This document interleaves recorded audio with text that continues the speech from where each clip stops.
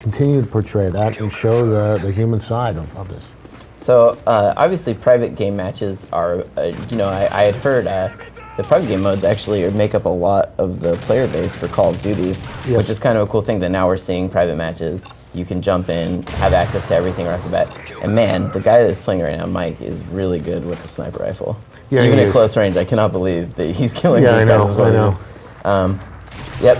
So Robert Bowling is going to now join us, which is good because creative strategist, he can help us out with the multiple. Woo! Hello, Robert. Hey. Hi, Robert. Are you already mic'd up? How are you? I'm Good to see you. Creative strategist for Infinity Ward. Yes. Okay. I am currently. So let me go back to, there was a multiplayer question that someone asked earlier on.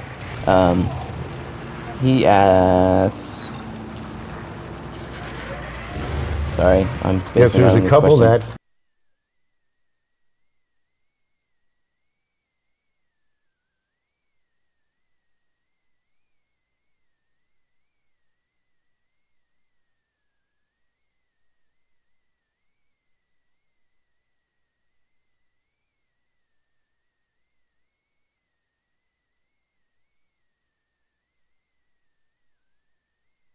Earlier, do you actually have a favorite loadout so far when you've been playing Modern Warfare 3? Like maybe it's something that the people who are watching could take as a pro tip for when the game comes out? It depends on the game type that you're playing in. Like, what are they doing right now? The game type that you're playing in. Like, what are they doing right now? They're doing Kill Confirmed right now, yeah. Kill Confirmed. So Kill Confirmed, for me, it's all about situational awareness. So Kill Confirmed it's kind of a mix between a thing, but I still team deathmatch and objective thing, but I still use my team deathmatch loadout for it. So I'm focused on speed and situational awareness. I'm focused on speed and situational awareness. Is there a sort of sorry, not a kill streak, but a strike package that you kind of favor over one or the other? For Kill Confirmed? Or yeah, sure, for Kill Confirmed. For Kill Confirmed, I actually use my support package. Because what I want that situational awareness, because I want to know where guys are, because where the enemies are is important because that's where you know the most tags are going to be. And in this, getting tags is far more important than getting kills. So you want to be going in, and not only do you want to be focusing on getting the kills for your team, but picking up the dog tags that your teams are leaving behind. Especially come launch day, you're going to notice a lot of players just playing TDM. They're going to be taking guys out and completely ignoring the tags. So if you're that guy on day one who's running in there and picking up all those tags, you're going to be, picking up a shit ton of XP. Yeah. So obviously experience is a big deal because now you not only are gaining levels, but you guys have also added the ability to level up weapons in this. And so can you talk a little bit about, I guess, why leveling up a weapon is important as opposed to, focusing on just your guy? Well, leveling up a weapon is important because when you're leveling up your weapon, you're unlocking everything for that weapon. That's how you're unlocking your attachments, your camos, your weapon proficiencies, most importantly. Yeah, weapon proficiencies I think are something that kind of bear a little bit of talking about. They're really cool. Like I guess the easiest way to think about them is a weapon perk, which it seems like you guys kind of took some of the perks from the other games and have now attached them to weapon proficiency, so you can effectively almost have like a fourth perk at times. Exactly, yeah. Things like that were bling in the previous games is now 2 attachments as a weapon proficiency, which allows you to add multiple attachments. Things like deep impact that were perks before are now for deeper impact, but it allows you to fully specialize in your weapon. And it's great because, I have like a favorite weapon, but sometimes that weapon isn't always perfect for say domination as it is for team deathmatch. But now I can, customize that same weapon like an ACR different ways so that same weapon now works better for me when I'm focusing on speed and capture the flag, or when I'm focusing on accuracy, like in things like Kill Confirmed or TDM. So I'll use things like less kick when I want to be focused on accuracy when I'm playing TDM, but I might switch out less kick for something else when I'm going objective. Like I'll use the 2 attachments, put on the dual scope so I have the medium and long range thing so when I'm playing Dom, because obviously I want to be using EOTech or a holographic sight when I'm up on the Dom point capturing, but when I'm sitting back defending it, I want to be using the magnifying scope. So if you're just joining us, we're here with Glenn Schofield, the head of the head of Sledgehammer. That's okay. And Robert Bowling, the creative strategist of Infinity Ward, and we are playing Modern Warfare 3 live. You can send your questions to twitter.com/IGN with the hashtag MW3. And so we are taking Twitter questions. We're going to actually give away a lot of cool stuff. So Twitter user DSE, who I like their question, so I'm going to give you a copy of Modern Warfare 3 for platform of your choice. He asks, will the dive ability return in Modern Warfare 3 multiplayer? No, there's no dolphin diving in Modern Warfare 3. Is there a reason that you guys took that out? It's a matter of style. I mean, Modern Warfare 3 multiplayer style is very much more in the vein of Modern Warfare 2 in terms of speed and weapon damage and things like, the ability to drop the prone rather than dive the prone. It's just a different style in how the game plays out.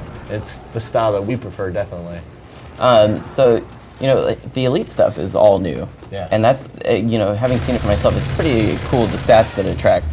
What was sort of the goal when you guys brought in the Elite service? The Elite service was, with Modern Warfare 3 as a whole, as a platform as a whole, we were looking at how can we not only reward and incentivize players for playing in multiple styles of play, so getting outside of just that team deathmatch player, which is, why we did strike packages, why we did new game modes like Kill Confirmed. But then also, we wanted to give the player tools to identify what they're good at in the game.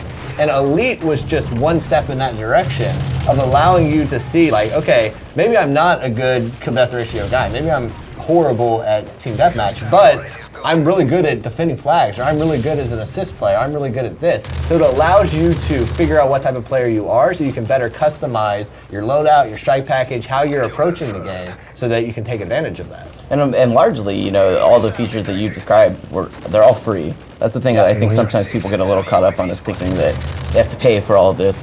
The paid features are actually much smaller, it seems like, than the list of free features. The Definitely. List, yeah. Much smaller. And then plus it includes all the DLC we ever do for Modern Warfare 3. So if you're buying DLC in the first place, it makes no sense not to get Elite and then go ahead and get all the other stuff that comes with the DLC that you get.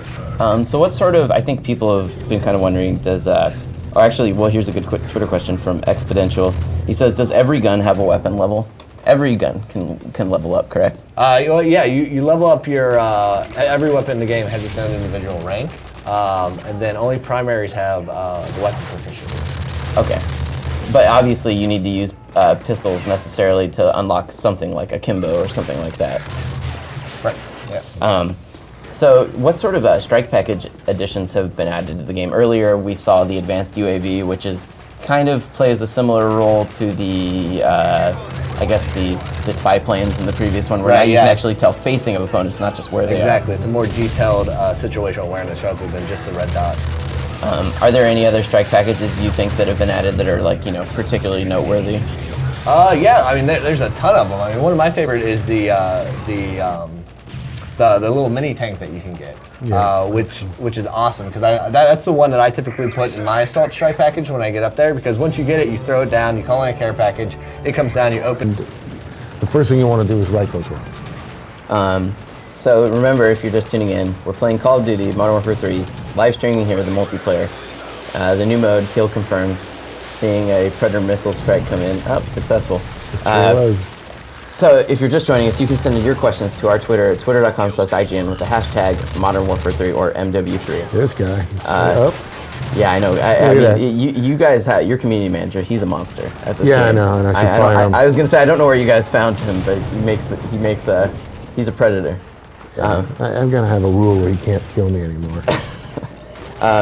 So another question that comes in from Twitter from Deely18. They ask, are there any gold guns in the game? People always like to trick out the way their weapon looks. I'm gonna leave that to bowling. Okay. If I give it away, if I give anything away, yes or no. Well, I think it's safe to say that there are definitely, you can change the appearance of your weapon. Yes. There's definitely leveling up where people can look at you and tell that you've done quite a bit of play. Yep.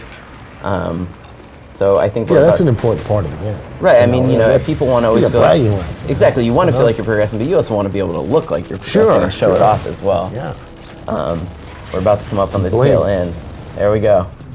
I've noticed the nice thing about the Kill Confirm maps too is that